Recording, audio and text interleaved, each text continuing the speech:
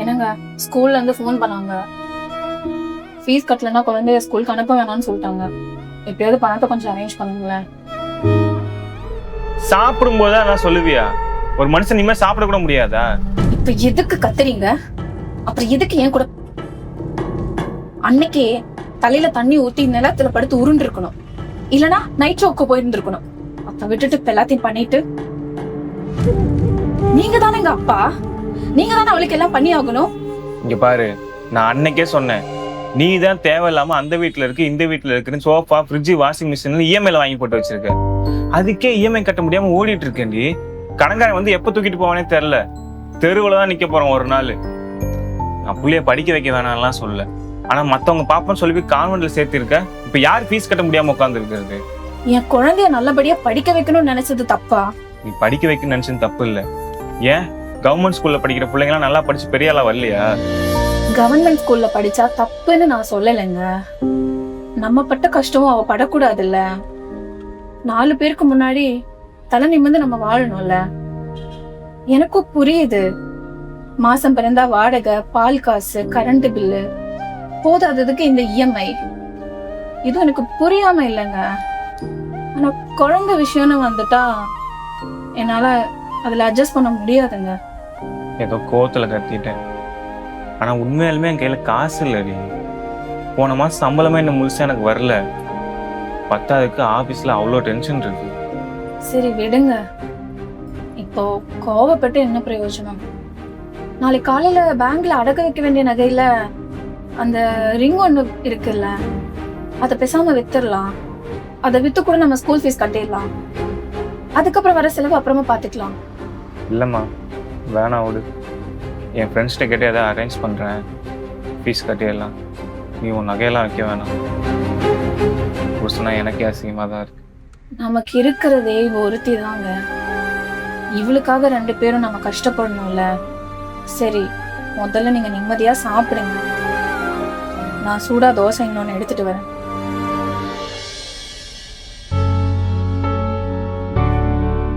Hello, யார்? ரவியா? ஆமாண்ணே, ரவி தான் பேசுறேன். சொல்லு தம்பி. இல்லைண்ணே, ஒன்றும் இல்லை. பொண்ணுக்கு ஸ்கூல் ஃபீஸ் கட்டணும். ஒரு 10,000 ரூபா இருந்தால் கொடுத்தீங்கன்னா நான் அடுத்த மாதமே திருப்பி கொடுத்துட்றேண்ணே. தம்பி, என்கிட்ட இப்போதைக்கு காசு இல்லை. கோச்சுக்காத இருந்தா நானே கொடுத்துருப்பேன். நான் கொஞ்சம் வெளியே இருக்கேன், அப்புறம் கூப்பிடுறேன். இல்லைண்ணே.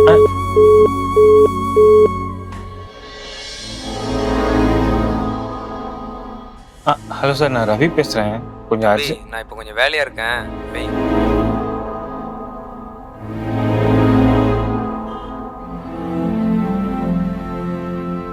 மச்சான், நான் தான்டா. ஒரு 10,000 ரூபா தேவைப்படுது.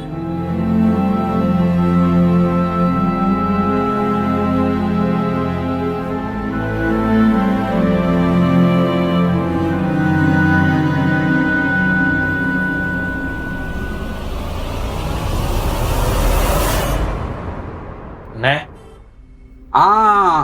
வாசிங்க. என்ன பார்த்து ரொம்ப நாள் ஆகுது இந்த பக்கம்? எதனா வேலையா வந்தீங்களா? இல்லை, உங்களை தான் பார்த்துட்டு போகலாம் வந்தேன். என்ன விஷயம்? இல்லைண்ணே, பொண்ணுக்கு ஃபீஸ் கட்டணும். சரி, அதான் வண்டி புக்கை வச்சு உங்கள்கிட்ட பணம் வாங்கிட்டு போகலாம் வந்தேன். எது நீ ஓட்டிட்டு அந்த வண்டியா? எப்பா, அது ரொம்ப பழைய வண்டியாச்சப்பா. அது இடைக்கப்பட்டாலும் ஒன்றும் தெரியாது. அதை வச்சு அண்ணே, இங்கே எங்கேயோ ட்ரை பண்ணிட்டேண்ணே. உங்களை நம்பி வந்திருக்கேன். வேணும்னா வண்டி சேர்த்து வச்சுக்கோங்க. ஒரு 10 ரூபா மட்டும் கொடுங்க. என்ன சிங்கா நீ?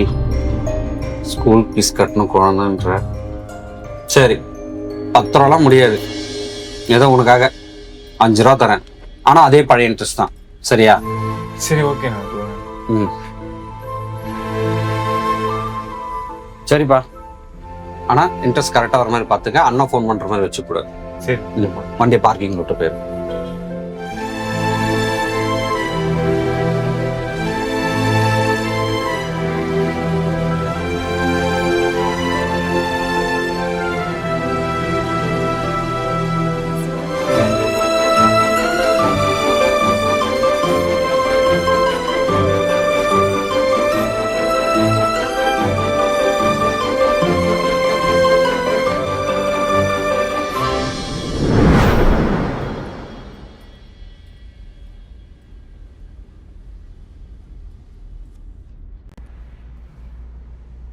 காலையில வண்டியில தானே போனீங்க, வண்டியில வந்த மாதிரி தெரியல.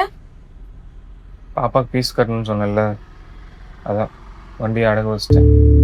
இதில் 5 ரூபா தான் இருக்கு, மீதியை நாளைக்குள்ள அப்படியே ரெடி பண்ணுறேன், நீ போய் ஃபீஸ் கட்டு. வண்டி அடக்க வச்சிட்டீங்களா? அப்புறம் நாளைக்கு எப்படிங்க ஆபீஸ்க்கு போவீங்க? அட போடி, உள்ள படிப்போட வண்டியா முக்கியம், நான் நடந்து கூட போய்க்கிறேன்.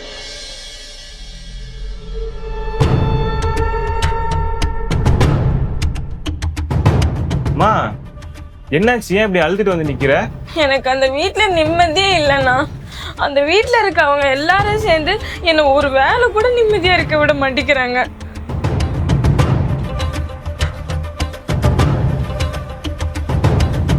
மாப்பிள்ளை எங்க?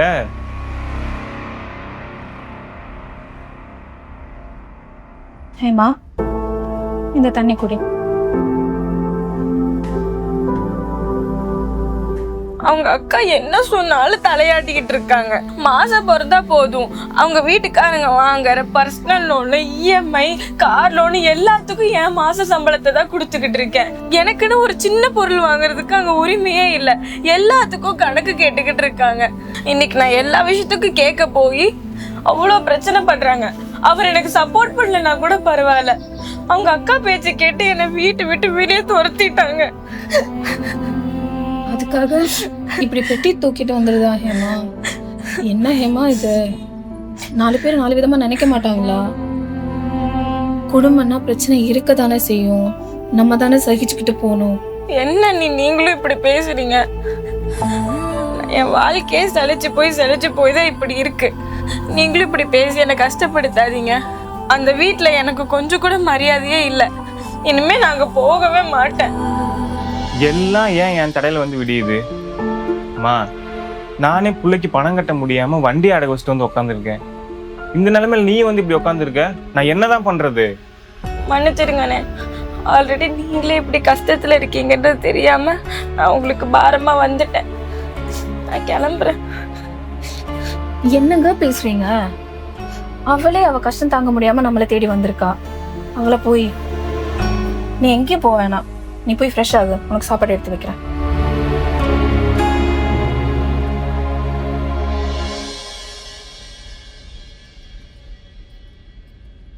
நம்ம கஷ்டப்படுறது இல்லாம இப்ப அவ வாழ்க்கையும் பிரச்சனையில ஆயிடுச்சு. இப்ப என்னங்க பண்றது? அம்மா, நாளைக்கு பாப்பாக்கு ஃபீஸ் கட்டணுமா, கையில பாதி பணம் தான் இருக்கு, இன்னும் மீதி ரெடி பண்ணணும். அதுக்குள்ள இப்படி ஒரு பிரச்சனை.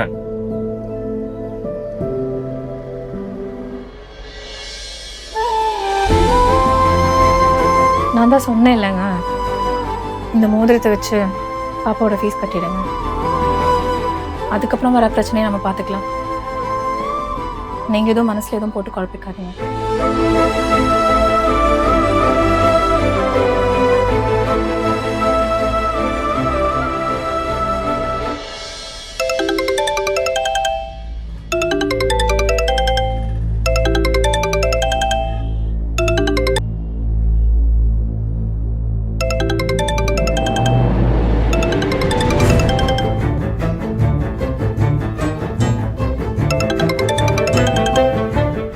தான் ஃபோன் பண்ணிட்டே இருக்காரு, ஏன் எடுக்க மாட்டேங்கிற?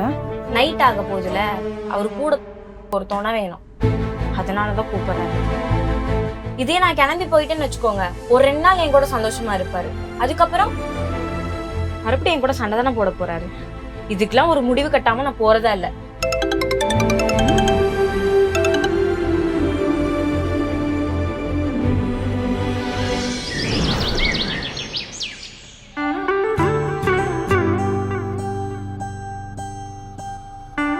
சரிம்மா, வரேன், போயிட்டு வரேன்.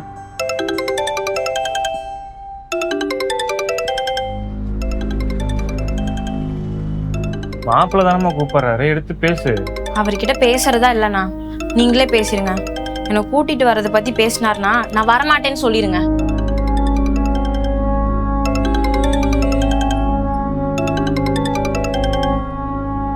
சொல்லுங்க மாப்பிள்ள. என்ன மச்சான் உங்க தங்கச்சி பண்ணி வச்சிருக்கா? நேற்று நைட்லேருந்து ஃபோன் பண்ணால் எடுக்கவே மாட்டேங்கிறா. சின்ன சின்ன விஷயத்துக்கெல்லாம் கோச்சிட்டு பெட்டி தூக்கிட்டு போகிறதான் பழக்கமா? குடும்பம்னா 4 விஷயம் இருக்கத்தான் செய்யும்.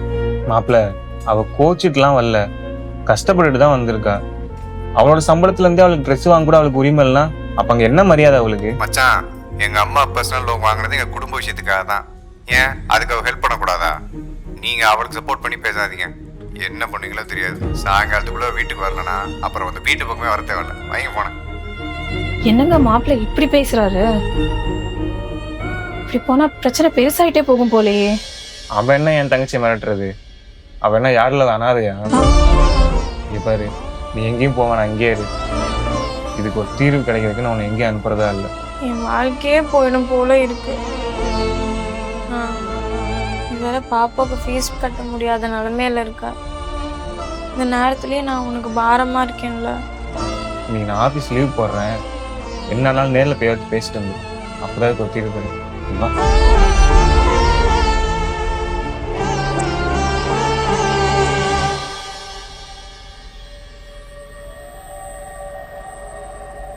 வாங்க வாங்க. இப்பதான் நம்ம வீட்டுக்கு வர்றதுக்கு வழி தெரிஞ்சுதா? அவ வீட்டை விட்டு வெளியே போய் 2 நாள் ஆகுது. இவ்வளோ அமர போட்டு வர்றீங்க? இல்லை, நான் தெரியாம தான் கேட்குறேன். அவ உங்க வீட்டுக்கு தான் வந்தான்னு நினைக்கிறதா இல்லை வேற எங்கேயாவது வெளியில? வார்த்தையை அளந்து பேசுங்க. நான் பேச ஆரம்பிச்சா நல்லா இருக்காது. என்ன மச்சான், இதுக்கு மேல தான் மரியாதையா பேசுறதா? நான் பேசிட்டு இருக்கீங்க.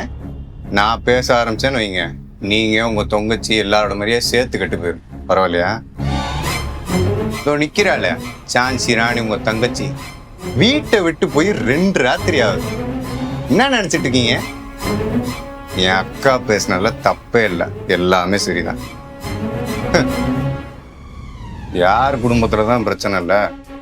வீட்டை விட்டு வந்துட்டானா என்னாச்சு ஏதாச்சுன்னு சொல்லி அனுப்பிச்சு வைக்கணும். இதெல்லாம் ஒரு குடும்பமா இல்லை வேற ஏதாவது மச்ச? சரி, பிரச்சனையே நானே சொல்றேன். நான் கேட்டெல்லாம் நீங்க செஞ்சீங்க, இல்லைன்னு சொல்லலை. ஆனா கல்யாணம் இந்நாள் வரையும் இவளுக்குன்னு ஒரு குழந்தை இல்லை. அதுக்குன்னு ஹாஸ்பிட்டல் போகணும், இவ்வளோ செலவாகும், இந்த ட்ரீட்மெண்ட்லாம் பார்க்கணும். இதெல்லாம் யார் பார்க்கறது? நான் தான் புருஷன். ஆனா உங்க வீட்டு பொண்ணை குறையோட தானே அனுப்பிச்சு வச்சீங்க. சரி, அவன் இந்த வீட்டுக்கு வந்ததுக்கப்புறம் ஏதாவது கை கால் வலினாலோ இல்லை கை கால் இல்லாம போனாலோ அதை நான் எடுத்துக்கிட்டு பண்ணலாம். அதுல ஒரு லாஜிக் இருக்கு. ஆனா குறைய இவகிட்ட, ஆனா உங்க வீட்டு பொண்ணை குறையோட அனுப்பிட்டு அதுக்கு எப்படி நான் செலவு பண்ண முடியும்? என்ன ஏதுன்னு பார்த்து நீங்களே சரி பண்ணி கூட்டு வாங்க. அது வரைக்கும் இங்கே ஒன்றும் வர தேவை கிடையாது. இப்போ நீங்கள் கூட்டு போகலாம். இதெல்லாம் என் தங்கச்சிங்கிட்ட சொல்லவே இல்லையே. அப்போ சொன்னதெல்லாம் அவள் சம்பள பணத்தை நீங்களே வாங்கி செலவு பண்ணுறீங்க. அவளுக்கு ஏதாவது ஒன்று வாங்கினா கூட உங்கள்கிட்ட 1000 பதில் சொல்லணுமாம்மா? இப்படிதான் என்கிட்ட சொன்னா. சரி, அது இருக்கட்டும். இப்போ நீங்கள் சொன்னதெல்லாம் ஏன் இவ்வளோ பெரிய பிரச்சனையாச்சு? பதில் நான் சொல்லட்டுமா? அவளை ட்ரீட்மெண்ட் பண்ணி அனுப்பி வைன்றியே, ஏன் உங்ககிட்ட பிரச்சனை கூட என்ன நிச்சயம்? என்ன முழிக்கிற? ஒரு குழந்தைய பெத்துக்க முடியலன்னா அவளை மட்டும் நீ எப்படி காரணம் சொல்லலாம்? நீ இல்லாம அவன் மட்டும் பெத்துக்குவாளா?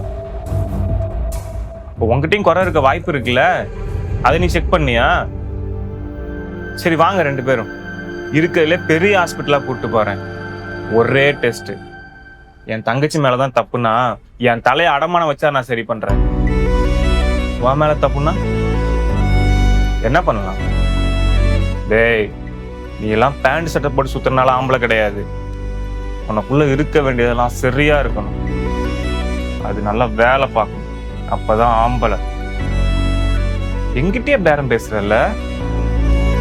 இவ்வளவு ஆனதுக்கு அப்புறம் நான் ஒரு முடிவு எடுத்துட்டேன். என் தங்கச்சியை நானே கூப்பிட்டு போய்க்கிறேன். இங்க பாரு, என் தங்கச்சிக்கு நான் செஞ்ச பணம் நகை எல்லாம் 2 நாள்ல என் வீடு தேடி வரணும். பொண்ணுங்களுக்கு எதுக்கு நம்ம வரவசனை போட்டு அனுப்புறோம்? பிறந்த வீட்டுல இருந்து புகுந்த வீட்டுக்கு போகும்போது அவளுக்கு ஏதாவது முடியல, நல்லது கெட்டதுன்னா அந்த காசை வச்சு அவளை பார்த்துக்குவீங்கன்னு தான். இப்படி சொல்ற நீங்க நாளைக்கு அவள் செத்து போயிட்டா கூட அடக்கம் பண்ண பணம் இல்லை, வந்து நீங்களே தூக்கி போட்டு போன்னு சொல்ல மாட்டீங்க. அப்புறம் எதுக்குடா நாங்க நகை போட்டு அனுப்பி வைக்கிறோம்? நீங்க கூட்டிட்டு போற 4 இடத்துக்கு கழுத்துல மாட்டி திருப்பி அந்த பீரோல வச்சு பூட்டி வைக்கிறதுக்கு. நான் கொடுத்த நகையெல்லாம் பீரோல வச்சு பூட்டி வச்சுட்டு இன்னைக்கு அவளை நடுரோட்ல விட்டுருக்கீங்க. என் தங்கச்சி போற இடத்துல கஷ்டப்படக்கூடாதுன்னு சொல்லிதான் என் குடும்பத்தை நடுரோட்ல விட்டுட்டு நீங்க கேட்கறதெல்லாம் நான் பண்ணேன். இன்னைக்கு இவளே என் கஷ்டப்பட்டுட்டு இருக்கா. இப்படி ஒரு வாழ்க்கை இவளுக்கு தேவையே இல்லை. இவளை நானே கூப்பிட்டு போய்க்கிறேன். இத்தனை வருஷம் இவளை பார்த்துக்க தெரிஞ்ச எனக்கு இதுக்கப்புறம் பார்த்துக்க தெரியாது. நீ எல்லாம் பொண்டாட்டி இல்லாம கையில பிடிச்சிட்டு தெரியும், அப்பதான் அவ அருமை என்னன்னு தெரியும். நீ வாமா.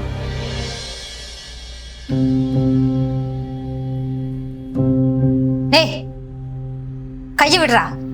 இவ்வளவு தூரம் ஆகிருச்சு, இதுக்கப்புறமா உனக்கு பொண்டாட்டி கேக்குதா? பொட்ட பிள்ளைய வச்சிருக்கிற அவனுக்கே இவ்வளவு தூரம் இருக்கும்போது நீ ஆம்பளடா, எதா இருந்தாலும் பாத்துக்கலாம் போ. அக்கா நீ சும்மா இரு. இத்தனை வருஷமா உன் பேச்சை கேட்டு கேட்டுதான் நான் அப்படி கெட்டு போய் கிடக்கேன். அவர் சொன்ன வார்த்தையை கேட்டல, ஏன்டா குறை உனக்கு இருக்க கூடாதான்னு கேட்டார்ல. ஒருவேளை இப்படி என்கிட்ட தான் குறை இருக்குன்னு தெரிஞ்சுன்னா இது எங்க வாழ்க்கை, நாங்க பாத்துக்கிறோம். இங்க பாருடா, அவ இந்த வீட்ல இருந்தா நான் இந்த வீட்ல இருக்க மாட்டேன். உனக்கு யார் முக்கியம் நீயே முடிவு பண்ணிக்கோ. நானா அவளா? போ, நான் தடுக்க மாட்டேன்.